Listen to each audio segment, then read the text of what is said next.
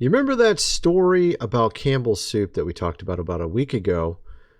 We got something rather curious to get into in this video. Apparently more of these stories about our food things you find in the supermarket we're going to get into.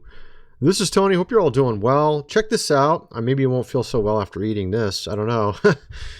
We're going to get into this topic here. Apparently ice cream that's still not melted after 4 days. Well, technically is how they framed it. We also have a story about Costco suing our president. You're not going to believe this one.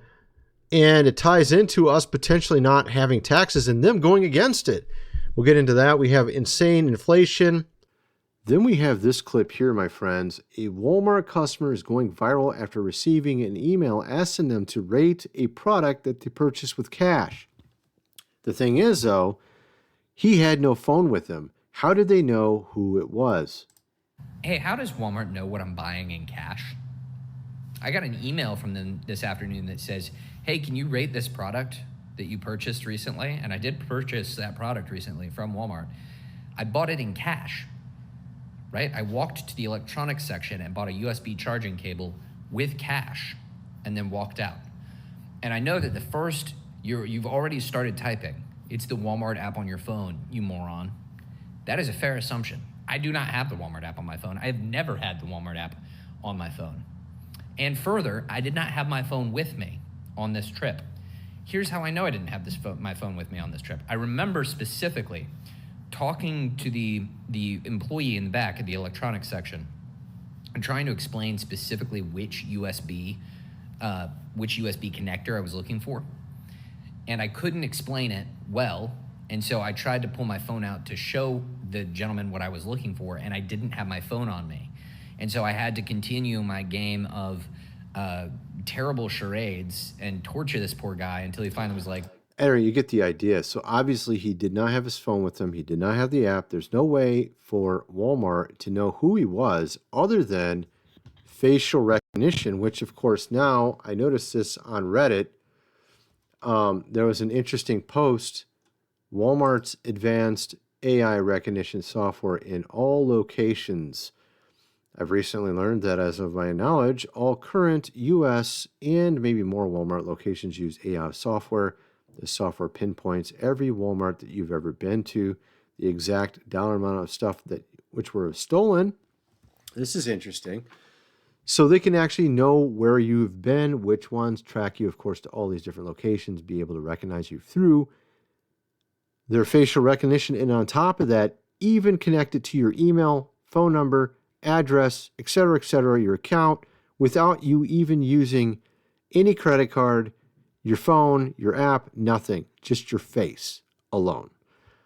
I don't know about you, but that seems a little bit concerning, on top of the fact that they also have pre-crime AI software in their cameras now, to where they actually look at your bodily movements to make sure you don't look like you're a guy that would be a robber. Apparently they actually watch it, how you walk.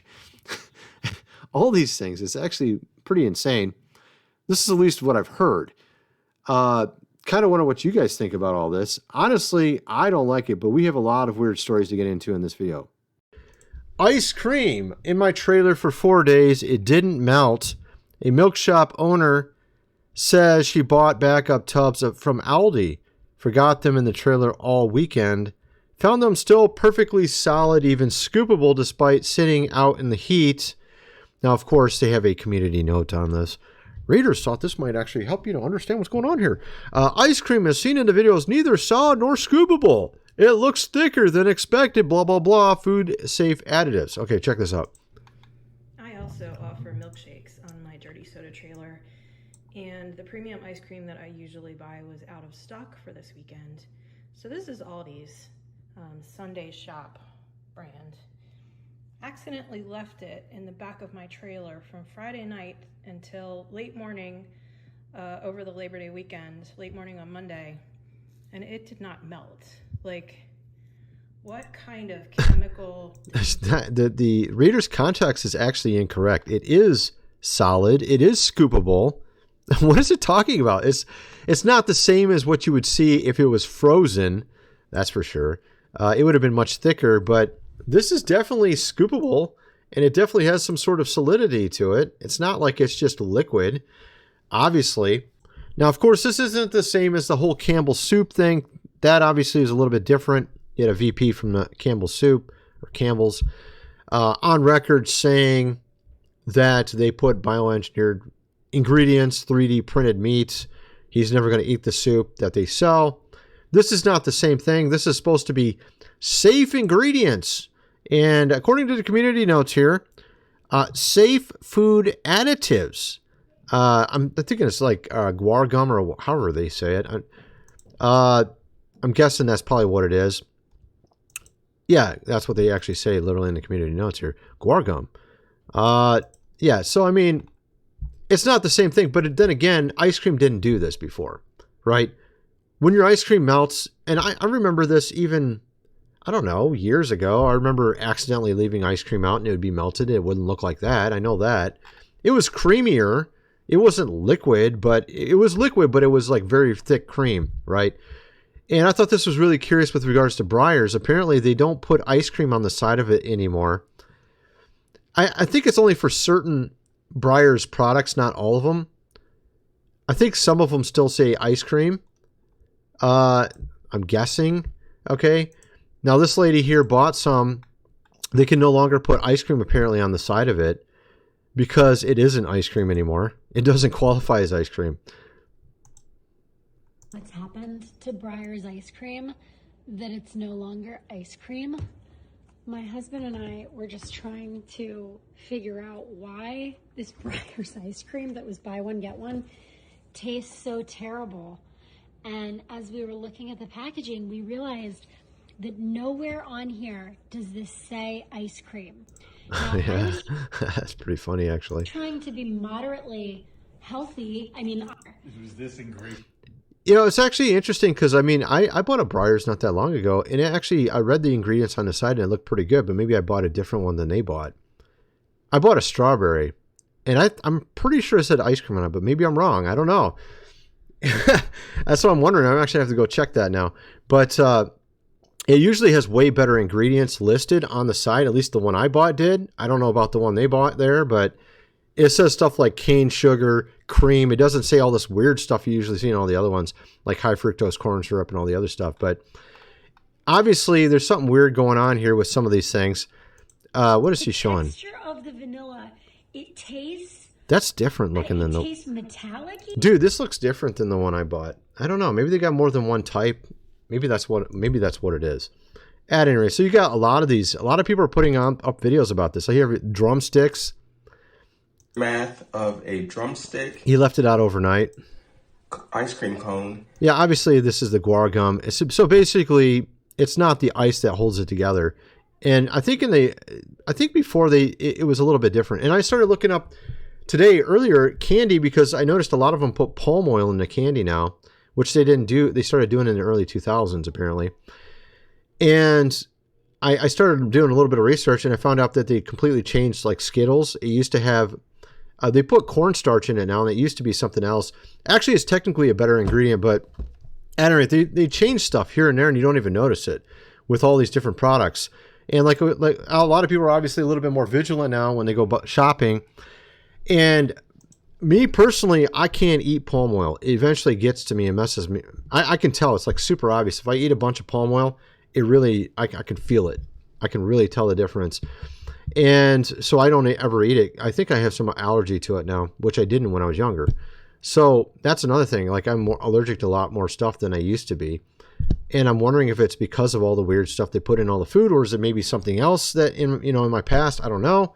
But you have, like, obviously with Campbell's, and how big these companies are now, and how many, let's see if I can get on the screen better. There we go. How many brands they own. I mean, like, every single product in the supermarket's owned by like maybe 10 companies total. And they change the ingredients. Some of the things that make these brands famous in the first place slowly get changed. Like, there's this toothpaste I use, Tom's toothpaste, which has no fluoride in it, gets bought up by some big company. Now they have a fluoride and a fluoride-free version. You see what I mean? Slowly over time, they change things.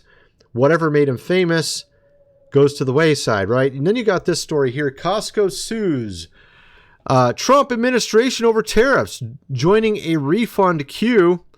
And actually, it sounds really interesting what they're saying here.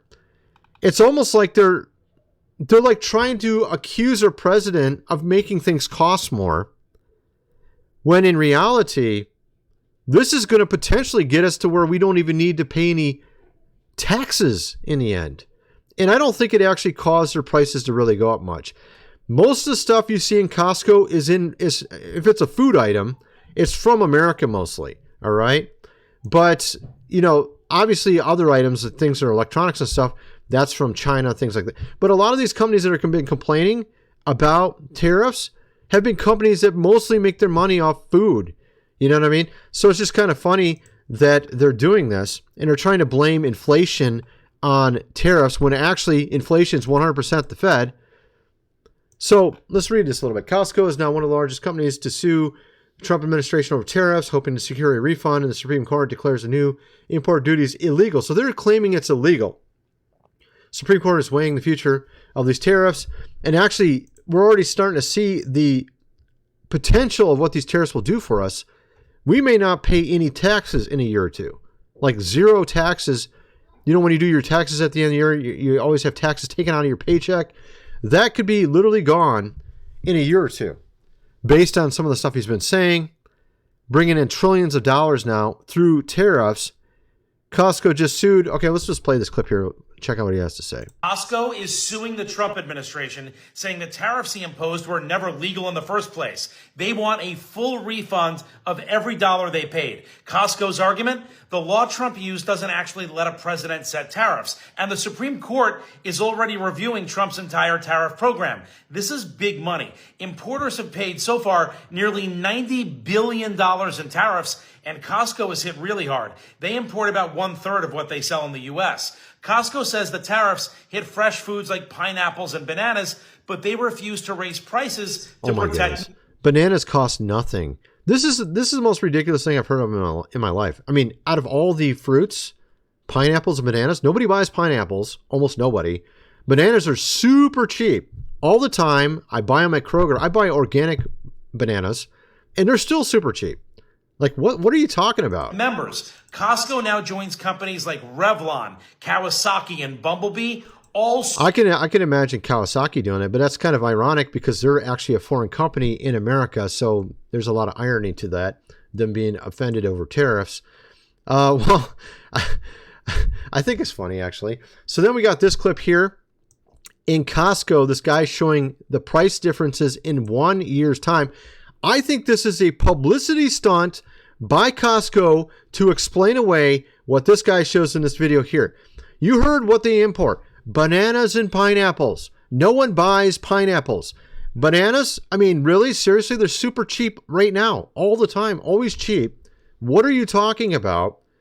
Okay, check this out. So he shows all the other products costing double the price. Reveals the true food inflation by comparing prices with the price tags on photos he took a year ago. So I'm walking around Costco here and I'm noticing these prices. For example, these Madras lentils, $15.99. I bought those a year ago for $6.99. I keep getting told that we got, 6-7% inflation. You gotta be kidding me. Let's look at what else we got going on here. We literally bought this chicken broth, $5.69, 2 months ago.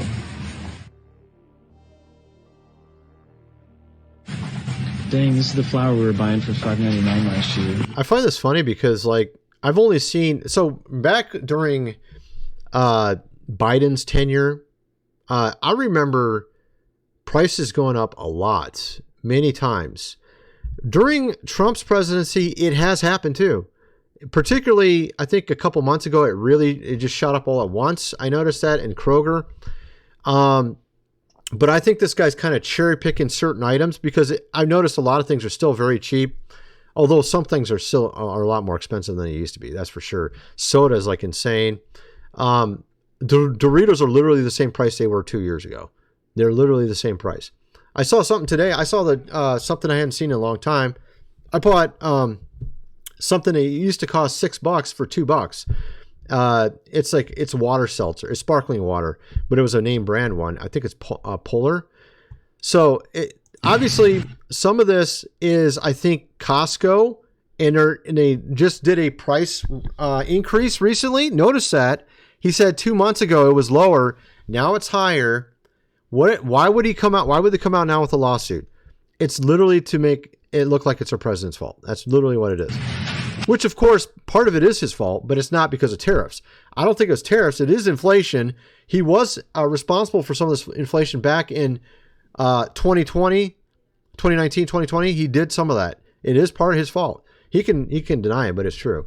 So when he did when we had the shutdown, lockdown, whatever you want to call it, he did allow the Fed to print money, and that is where all this inflation is coming from. The government has its own math that they manipulate. Well, yeah, but obviously he's right. Our president is still trying to act like things are low priced, but they're not. But actually, compared to Canada, we're doing pretty good, because I had maybe like a third of a cart, and it was like $70. It was actually at one of the bigger carts. It was like third full. It was pretty much, the bottom was all full. It was $70, which is cheaper than usual, because I would say usually that'd probably be about $100 what I bought. And if you had a full cart, that'd probably be like $300-400. I don't know what it would cost. It'd be insane. I don't ever do that, so I don't know. But look at this. This guy spent $85 on, what is this? 4 items. This is in Canada. 1, 2, 3, 4, 5. That's actually a paper there. That's not even I don't think that's a product. That's a paper there. 1, 2, 3, 4, 5 items for $85. Oh my goodness, Canada's insane. That's $85. This would not even be remotely $85 in America. What the hell? So what is that? Fruits? I don't even know what these items would cost in America. I'm guessing this whole thing would be like, I don't know, $30-40, not $80, that's for sure. Yeah, he said 2 years ago it was $41 in Canada. Well, it was probably $20 in America, or in the United States 2 years ago. So you can see these prices are getting crazy. At any rate, so, I mean, obviously there's some big things going on with regards to all that. But what's interesting is our president's come out and said that we're going to have the biggest tax refund this season. He's saying literally that we're going to cancel all taxes. This is what he's saying in this video. And I think I think this really might work, because back in the early days of America, they did only tariffs, and they had the most surplus of money they ever had. Before they started taxing us, before they started taxing the American people, they had the biggest surplus ever using only tariffs. Okay, check out what he had to say here. Next year is projected to be the largest tax refund season ever. And we're going to be giving back refunds out of the tariffs, because we've taken in literally trillions of dollars. And we're going to be giving a nice dividend to the people, in addition to reducing debt. As you know, I inherited a lot of debt, but it's peanuts compared to the kind of numbers we're talking about. So we're going to be making a dividend to the people. And additionally, we're going to be able to reduce debt. And as time goes by, over the next 2, 3, 4 years, those numbers are going to go up. And I believe that at some point in the not too distant future, you won't even have income tax to pay, because the money we're taking in is so great, it's so enormous. See, that's interesting. I think it's possible, because America did it before. They did it in the past. That you're not going to have income tax to pay. Whether you get rid of it or just keep it around for fun, or have it really low, much lower than it is now. So that'd be interesting if they actually got rid of it, because if anybody was going to do it, maybe he would. Because, I mean, obviously, generally speaking, when the government passes a law, they don't ever rescind it. You know what I mean? We're going to take that money forever. Hopefully, he does actually what he's saying there. And if he does, that would be awesome. And if he does get rid of Jerome Powell, if he gets rid of the Fed, that would even be better. At any rate, you also have a number of other stories. You have here Marvel actor Josh Brolin praises our president. This is the guy that played Thanos in, Marvel's Avengers, right? There's no greater genius than him in marketing. He takes weakness of the general population and fills it. That's why I think a lot of the people feel they have a mascot in him. I think it's much less about him than it is about the general population or needs for validation. The actor first met our president on a set of Wall Street. Money never sleeps. It reveals he considered Trump a friend, have been a friend of him before he was president. I know a different guy. So this is the guy who played Thanos in, was it Avengers? I can't remember what it was called. Infinite War or something? Whatever it was called. Marvel's Avengers something. Infinite War or something like that. At any rate, so you got that. Then we got this here. We have apparently, now this is pretty crazy. It looks like Tim Walz, the running mate of Kamala, might be going to prison, man. No joke. This is crazy. All right. So what happened was he apparently allowed a ton of Somalis to steal billions in taxpayer dollars. We were talking about this whole thing with SNAP and how a portion of it was going to, of course, illegals and to fraudulent activity. Apparently, Tim Walz is a big factor in this. Trump shutting off the money faucet for fraudsters. Somali pirates in Minnesota looted us for $1 billion with a B. And that doesn't count all the welfare we handed out after importing them here. And now it's time for a refund. You told me to look into Minnesota and their fraud on visas and their programs. 50% of them are fraudulent, which means that wacko Governor Walz either is an idiot or he did it on purpose. And I think he's both, sir. We're going to remove them and we're going to get our money back. The Somalis are upset that the free money and fraud are coming to an end. We need leaders who will invest in our neighbors, not attack them. The Somali community in Minnesota is the backbone of the state. Really? Yeah, really? Don't sound like much of a backbone. Sound more like a cancer or something. I don't know what you are. It's definitely not. Maybe some of the people are. Maybe a few of them. Obviously, half of them are doing fraud, as you heard there. Pretty crazy if you ask me. You have here also another clip. Check this out. Here you have Osmongold reacting to this whole thing. Military group in Somalia that people have. Oh yeah, they were actually sending money back to a military group in Somalia, dude. Literally. Allowed government funds to be diverted to. Why can't we charge those people for treason? Because they're literally funding a foreign military. I mean, like, if that's not treason, what the fuck is treason? This is not even like people just taking advantage of our welfare system or SNAP or something. These are people literally taking the money and sending it back to their country to give it to some bad military people. That's how ridiculous this is. Why can't we charge? I think we charge them a treason. We capital punishment. I think that's what we do. Man, there you go. That's a solution, isn't it? You have here, of course, a president talking about these people that were literally robbing us in billions of dollars and sending it back to their country to be used for nefarious purposes, all because Waltz allowed it. Check out what our president had to say about all this. And they contribute nothing. The welfare is like 88%. They contribute. He's talking about those that are coming from Somalia. Nothing. I don't want them in our country, I'll be honest with you, okay? Somebody would say, oh, that's not politically correct. I don't care. I don't want them in our country. Their country's no good for a reason. Their country stinks, and we don't want them in our country. I could say that. I mean, yeah. I mean, it makes sense. Unfortunately, it's true, man. And check this out. We got more on this as well. Okay, so there are also different groups or factions of Somalians in America literally fighting each other in our political arena. Check this out. This is weird. Whether you are from Galmudug or Getaway, you are from Minneapolis. We now have elections in Minneapolis that are being decided by Somalian tribal politics. When a Somalia person comes into me, they become a serious one. We need to get rid of these people. The idea that this is a white nation that needs to be preserved is a disgusting view. How the fuck are you criticizing white people when you guys can't even get along with your own clans? And you're talking about getting them deported. What are we going to do about it, Don? Dude, this is ridiculous. Quit giving them money. Today. Do it. Start it today. Exactly. And matter of fact, that's what we're doing.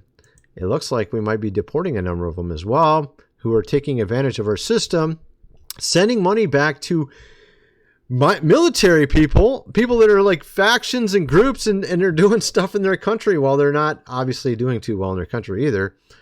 Pretty ridiculous. And of course, then they have someone has the gall there to say that you don't deserve your country there just because you look like this. Oh, you know, what are you talking about, dude? There's a lot of people in America other than just me.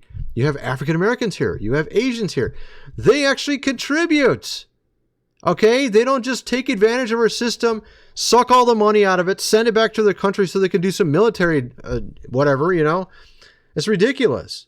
Absolutely ridiculous. You have here Ben Stiller, the actor Ben Stiller, putting his opinion in on this exact topic. Somalis are not garbage. Immigrants and refugees from anywhere are people like you and me. They should not be demonized. This country is built on the backs of people who come from other places. It's what our country is all about. Okay. Well, see, there's a factor of what we call fraud.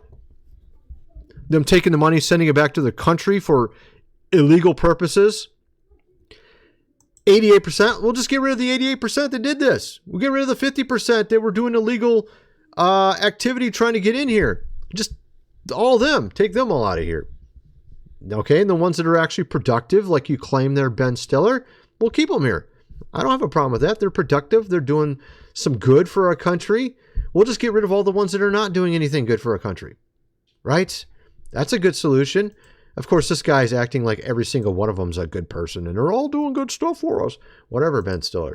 Then you have here, of course, Matt Walsh talking about this topic. This is kind of interesting. Check out what he found on a certain Reddit post.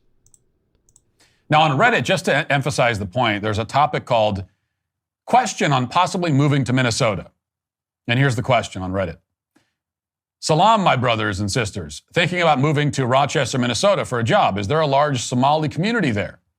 And here's one of the top-rated replies. Quote, from what I understand, there's a fairly large Somali community in Rochester. The community is tight-knit from what I hear. They'll even cut you in on their latest scams. Dude, latest scams? Wow, what a great culture. Yeah, we need to import more scammers. Sounds great. Just like they do over in France, in Italy, where we have all these videos from Tyler Oliveira where he goes and gets scammers trying to get him. Matter of fact, there was even a Rampage Jackson one. Let me show you that. Rampage Jackson, if you know who he is, he's a guy, used to be a UFC fighter. He went to, I think it was Italy. Was it Italy? Let's see if I can find it real quick. And he was being scammed by they were trying to scam him there. Yeah, here it is. Here it is. I found it. Okay. This is hilarious. So what ends up happening, he gets sick of all these scammers trying to scam him in Italy. He had a guy pretend to be homeless, and he's got like really wealthy clothes and shoes on, and he has like a watch on. The guy pretends like he's homeless, and he's got better clothes on than Rampage Jackson, a guy who actually was one of the top UFC fighters. So now he gets so sick of these scammers in Italy that he decides that he wants to hand them out fake money. So he starts handing fake money out to him. Check this out. It's all fake. I'm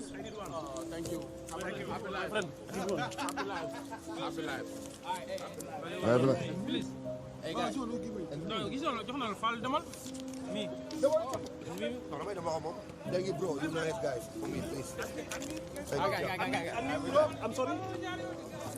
They're gonna be fucking pissed. I don't give a fuck. Quit scamming motherfuckers. They're gonna be pissed. So he handed out a bunch of fake money when he's in Italy just to mess with all these scammers. It's so funny, dude. So, of course, also another celebrity family. These guys are actually upset with their son. We have Michael Douglas and Catherine Zeta-Jones reportedly livid over their son's embarrassing CNN experience as well, I guess. So apparently their son went on there and defended the left, the Democrats, on the whole thing with USAID, and he gets completely and utterly demolished in the clip where it shows that actually the Democrats blocked all USAID legislation that they were trying to bring forward, while the Republicans literally tried to pass it 5 times. So he was acting as if it was all the Republicans' fault. In reality, it was actually literally all the left's. And he got completely and utterly destroyed on CNN. And apparently, Michael Douglas was not exactly happy with what his kid did there. So that's kind of interesting. They're pretty pissed off, apparently, about it. Embarrassed as well over it. And so it was Scott Jennings who essentially destroyed him on camera. But at any rate, so you got that story there. We also got a number of other ones. I wanted to show you this one really quick because I thought it was pretty hilarious. First off, we're going to get into the Candace and actually this big story where something weird may be coming, and I'll show you that in a minute here. First of all, I got to mention food supply, 25-year shelf life. Link is in the description. 4 months worth for $6.97. You definitely want to get that if you have not already. Link is in the description. We have this weird story. The man who predicted our president would have his ear grazed back in January, he predicted it 3 months beforehand. He has another prediction of something, of course, massive. We're talking coming here, soon here. And I'm going to show you that in a minute. Go check it out. Food supply. Also check out this here. The Lost Ways, how your great-great-grandfather lived without electricity, how to build a cellar, do things around the house as he did in the old days. Hundreds of pages illustrated. You're going to definitely want to get that before the power goes out. Link is in the description. So we have this clip of Brandon Biggs. You remember the guy who predicted our president, his ear would be grazed? He predicted it like 3 months before it happened. Back in 2024, he predicted it, I think in like September or something. And it happened, you know, obviously in January. Well, he has a new prediction. Check this out. And it has to do with some sort of plague. And I see them trying to inflict a shot. And don't. They were, in the moment they took it, they made them very sick. I saw the people, and there are boils, these massive pus pockets. They look like boils all over their bodies. There were boils all over their bodies. And it was all in New York City. And it's New York City. Spread, and the darkness spread and it went all down into Miami. Wow. So this is kind of weird. He's saying it's some sort of, obviously he said a shot there. Obviously it had to do with some sort of sickness. Buildings. Darkness in the buildings. Then go by all the major buildings. It was like, It sounds like, I'm reading what he's saying here. It sounds like it's a fog. He says like a dark fog. Maybe it means sort of like a dark presence. Because you remember, I showed a clip of a guy talking about Paris, France, and how he saw all this darkness, sort of like a dark cloud coming from Paris, France, and going all over the entire world. I showed that in a previous video when I talked about these weird parade that was in France. And he says it starts in New York City, which actually, look, he's saying it.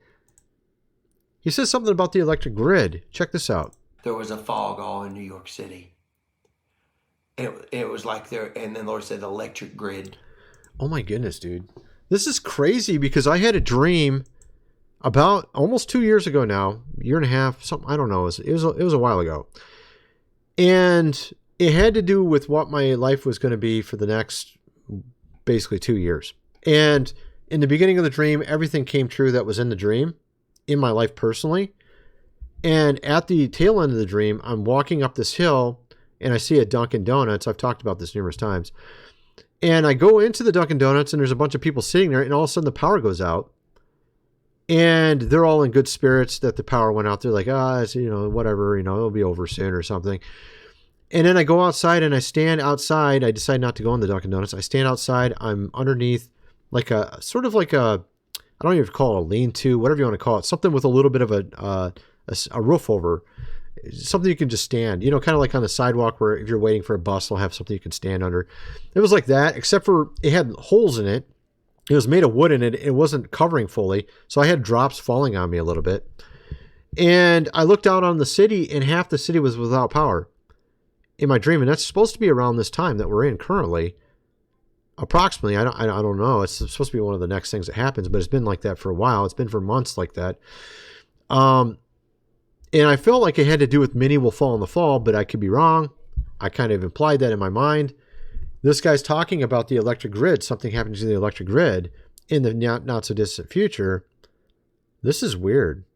So maybe that's related to what I was talking about. It's all digital. So something about the electric grid. It's all digital. This is kind of weird. So of course they want to do the digital, ID and all that too. So I don't know if there's something related to that as well.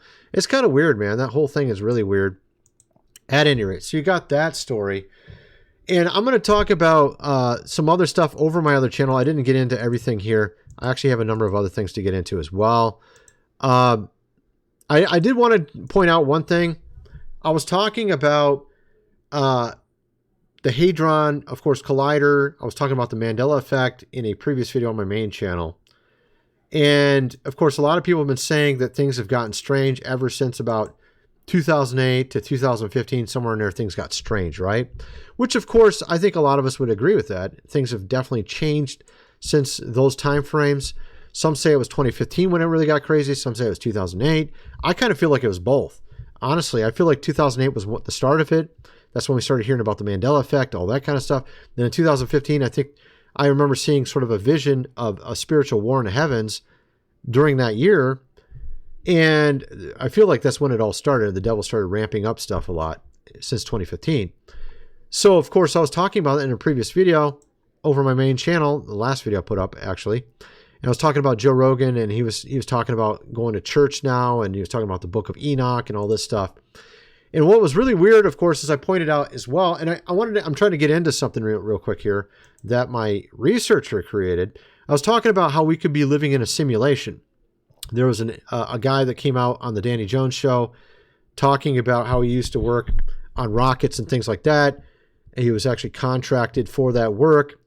And now a lot of these guys that do these type of work end up getting into simulation theory, or do we live in a simulation? And is our mind part of creating reality in a sense? And it kind of ties into this whole Mandela effect as well, if you think about it, because it seems like, people have different memories of what happened in the past, right? In some cases, with some topics, like for Nelson Mandela, for instance, or Billy Graham, or whoever, Keanu Reeves or something. So my researcher wrote an article about quantum science. I'm going to put this over on, I have like a main links page. That's like the first one usually listed below or right in the top there. You can go click on it and you can actually see all these research articles we create. He made one on Carl Jung and quantum science and how they relate. So Carl Jung was actually being, he was under the tutelage of Freud. And Freud had sort of a weird model, which I think was inaccurate. And Carl Jung actually corrected him, but they didn't like what he was saying. And it comes down to something that relates to quantum science, which is interesting. So I think Carl Jung actually caused psychology to go into an actual real science with some of his theories on personality types and things of that nature. He wrote this big article, my researcher did. And I wanted to start here. Why not Freud? Freud represented the old scientific paradigm, Newtonian, mechanical, causal, and reductionist. He viewed the psyche largely as a closed system of drives and repressions, bound by deterministic laws of libido and instinct. Jung, by contrast, saw the psyche as symbolic, archetypal, and participatory, connected to the collective unconscious that transcended individual minds. Quantum pioneers resonated with Jung because he refused to reduce everything to a mechanism or biology, meaning that there's a God, that there's something outside of us as well. And so Jung's worldview felt like the psychological counterpart to quantum physics, metaphysical implications, the shared vision, united reality. Both Jung and quantum physicists were, in essence, mystical empiricists, rooted in observation but open to mystery. They saw reality as dual aspect, one pole psychic, the other physical, both emanating from a deeper unified substratum. This was echoed in the ideas of Bohr's complementary, Heisenberg's uncertainty, and Jung's union of opposites. Schrödinger, too, drew parallels between quantum unity and Vendetic monism. So then we got here sort of an idea of breaking it down in summary. Concept, quantum science, Jungian psychology, observer effect, observation affects reality, consciousness co-creates experience. So I talked about observation affects reality before with the double slit experiment, when they actually observed the particle going, the ion going through the slit. it would change how it behaved. So this was something I talked about even a decade ago here on YouTube, is that when you actually observe an electron going through the double slit experiment, it actually behaves differently. It will behave like a particle rather than a wave. When you don't observe it, it acts like a wave, which would indicate that our reality is based also on our observation, and our observation affects reality, kind of like in a video game. If you're in a video game, where you're at and what you're observing changes what you see. It's the same also in our reality here as well. We've seen it with the double slit experiment, for example. So our minds are created for this universe, and our observations actually affect the reality that we're in, kind of like in a video game, which indicates there's a creator. And so there's this factor also with quantum science. They look at it the same way. Also with Jungian psychology, complementarity, wave-particle duality, ego unconsciousness duality. You got quantum entanglement, synchronicity, underlying unity, unified quantum field, collective unconsciousness, goal, unify physics and mind, unite consciousness and unconsciousness, or individuation. So Newton himself was deeply spiritual, even mystical, while Freud was militantly secular. So they were trying to basically, this is where we get the whole thing about Carl Sagan, the pale blue dot. We're just in a rational, physical universe. There's no spiritual anything. This whole thing is actually from Freud. It's a incorrect paradigm or model for a universe. Freud's ideas are, from what I can tell, garbage for the most part. Jung, on the other hand, his is actual real science. And this is where we get a lot of these understandings of personality types and stuff is from Jung. And quantum physics is much better than Newtonian physics, a more basic model that misses a lot of things. So, Editor, you can go check out that article linked below. Kind of whatever some of you guys think. Let me know in the comment section below. And thanks for watching.